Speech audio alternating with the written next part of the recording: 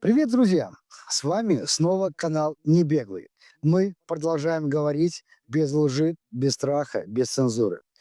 Очередная неделя в вынужденной иммиграции дала несколько интересных инфоповодов, которые мы и обсудим в нашем еженедельном дайджесте. Ну, а наших постоянных и новых зрителей мы, как всегда, призываем подписываться на наш канал. Ставьте лайки, оставляйте свои комментарии и делитесь этим видео со своими друзьями и близкими. Ну что ж, поехали. Хотелось бы оставить в покое Сергея Тихановского, но он сам продолжает давать поводы, чтобы его обсуждали. Его многочисленные противоречивые заявления, обиды на белорусов, а затем слова о том, что его неправильно поняли, говорят об одном. Он по-прежнему остается мыслями в 2020 году. При этом он сам где-то понимает это и считает это своим плюсом. Мол, я не изменился, я по-прежнему заряжен на борьбу. Только условия изменились. И мы уже не в Беларуси, а в вынужденной иммиграции. И самое главное, белорусы поменялись. Белорусы устали от пустых слов и обещаний. И теперь болезненно реагируют на громкие заявления. Хорошо запоминают их и требуют ответственности за них. Поэтому Сергей Тихановский уже начинает публично отказываться от своих планов и слов по нанесению первого сокрушительного удара по режиму в течение 3 недель.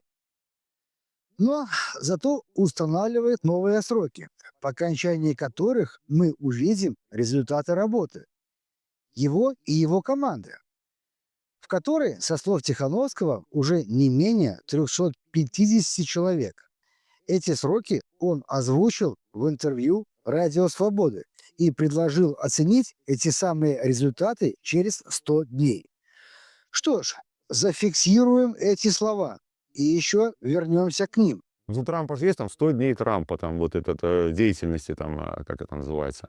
Ну, у них там принято, когда президент приходит, вот первые 100 дней, что он там успел сделать. Давайте возьмем 100 дней Тихановского, да, там, вот и посмотрим, что я успел сделать. Тогда уже можно будет показать, какую подготовку я сделал, что я уже успел, и можно будет уже говорить и о планах. Я думаю, 100 дней, 3 месяца как раз в себя прийти, запустить какие-то процессы, отчитаться. Вот я, в принципе, готов в «Радио Свободе», прям вот за свои слова я отвечаю. Но что уже точно можно понять со слов Сергея Тихановского, это тот факт, что он не собирается проводить аудит того, что сделано офисом его супруги за 5 лет. А именно этого и ждали многие белорусы. И пока что выглядит это как джентльменское соглашение между серыми кардиналами офиса и Тихановским. Мол, ты не лезешь в наш выгодный бизнес, а мы тебе будем помогать продвигать твои проекты. По мере возможности, конечно. Возможно, именно это имел в виду Сергей, когда называл себя первым джентльменом. Я думаю, первый джентльмен это будет более точно, тем более, что я абсолютно поддерживаю свою супругу, и я благодарен ей бесконечно за ее помощь в моем освобождении. Если бы не ее вера, не ее любовь, то, конечно, бы одной поддержки белорусов и усилий дипломатов бы не хватило. На этом фоне даже интересно узнать реакцию Тихановского на публичное предложение, которое ему сделали гражданские активисты Вячеслав Епешко и Руслан Хазин. Предложение вполне конкретное. Они готовы выделить 200 тысяч евро на проекты Тихановского, при условии, что тот проведет расследование и озвучит, куда были потрачены как минимум 170 миллионов евро, выделенных Евросоюзом на поддержку политзаключенных, репрессированных и в целом на демократию в Беларуси. Надеюсь, первый джентльмен ответит на это предложение. И буквально в первые же дни, Сергей, ты обратился к белорусам с просьбой собрать тебе 200 тысяч для того, чтобы ты мог продолжить борьбу против режима. Но за 5 лет бесконечных поездок, фотографий с разными представителями демократических государств, за 5 лет громких заявлений о борьбе за демократию в Республике Беларусь, за 5 лет выражения озабоченности о судьбе политических заключенных, офисом Светланы Тихановской не было сделано ровным счетом ничего. За это время со стороны Европы и США было выделено более 175 миллионов для создания и поддержания гражданского общества Беларуси. Правда, требования предоставить какие-либо отчеты об использовании этих средств полностью игнорировались, хотя обещания о публичном обнародовании этих затрат давали Светланой Тихановской публично и неоднократно. Аднак мы вырашылі сабраць гэтыя грошы. Тут Сергей. 200 тысяч, и мы готовы передать их тебе. Я думаю, что 1000, которые Сергей сказал, что он уже собрал, надо все-таки отсюда забрать. Пагаджусь. И Сергея не хватает 199. Пагаджуся. Мы, як і большасць беларусаў, не хамякі. І гэтыя грошы ты атрымаеш пры умове.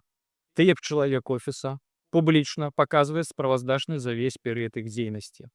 Публічна расказваеце, куды пайшлі 175 мільёнаў еўра, даляраў ад Европы і США.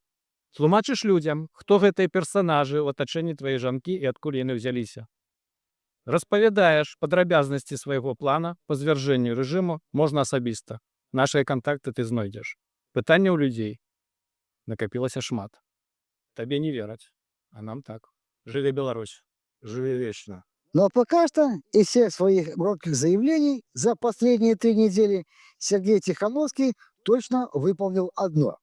Угостил белорусов фирменными котлетами по-тихановски. Произошло это на фестивале «Тутака», который прошел на минувших выходных. Сам я на фестивале не был, поэтому свое мнение о нем высказать не могу. Надеюсь, что белорусам котлеты понравились.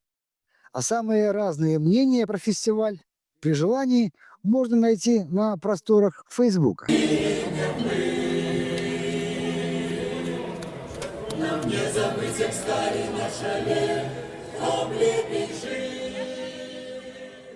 Теперь вернемся к вещам более приземленным. На неделе господин Латушко встречался с руководителем управления по делам иностранцев Томашем Цитриновичем. В протоколе, подписанном по результатам встречи, снова много пустых и обтекаемых общих фраз, многие из которых кардинально расходятся с реальностью. И это снова подтверждает тезис о том, что так называемые лидеры демсил живут в какой-то своей вымышленной реальности, где и трава зеленее, и документы рассматриваются быстрее. Так вот, в протоколе отмечено, что лучшим сроком для подачи заявления на замену так называемой «зеленой книжечки» является период 14 дней до окончания срока ее действия. При этих словах белорусы, которые хоть раз сталкивались с необходимостью продления этого удостоверения, нервно улыбнулись. Потому что считается везением, когда ты подаешь заявление за месяц до ее окончания, а получаешь на руки через месяц после окончания срока ее действия. Но в виртуальной вселенной Латушки и НАУ эти как минимум 2 месяца сокращены до 14 дней. Вот такая арифметика от так называемых лидеров. Прям видна школа одного человека с той стороны границ. Но пока так называемые лидеры и люди, претендующие на это звание, жарили фирменные котлеты на Тутаке, да рассказывали нам сказки о светлом будущем и даже настоящем, в Беларуси продолжаются аресты и суды по делу Гаюна. Если вдруг кто-то забыл, то это тот самый Гаюн, в сливе данных которых Матолька не виноват. Не виноват, по мнению этих самых так называемых лидеров.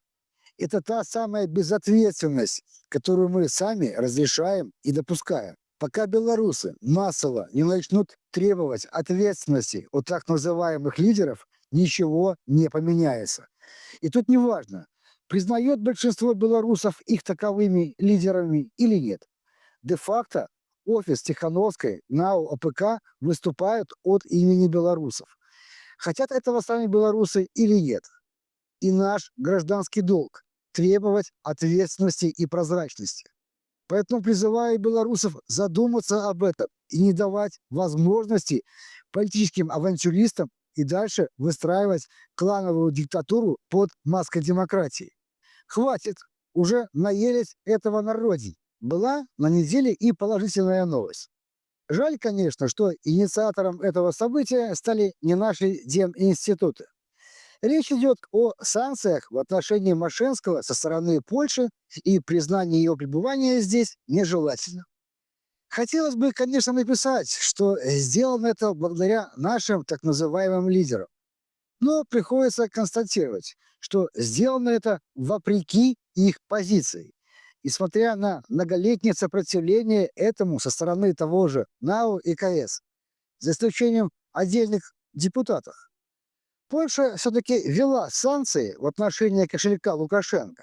Но что интересно, даже в этой ситуации, когда независимая польская сторона признала то, о чем простые белорусы говорят уже несколько лет, отдельные прикормленные СМИ и демдеятели продолжают защищать и обелять Мошенского.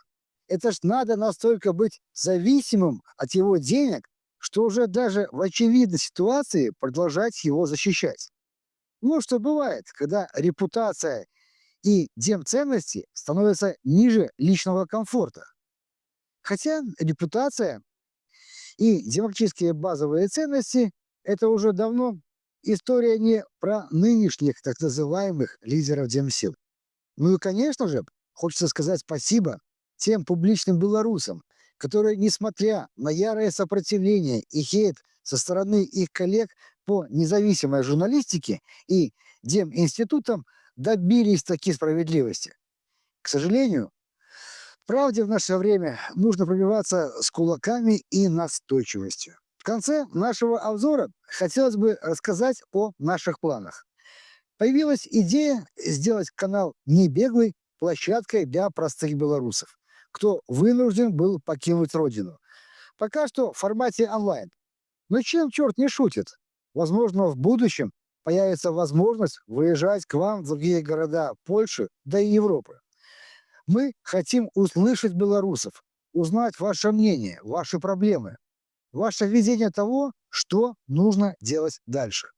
Пора выходить из своих домиков и вместе строить сильную диаспору и планировать возвращение домой. Еще приглашаем всех желающих присоединиться к нашим прямым эфирам в ТикТоке, которые мы планируем проводить вместе с Сергеем Петрухиным по воскресеньям. Обычно на 16:00 по Варшаве.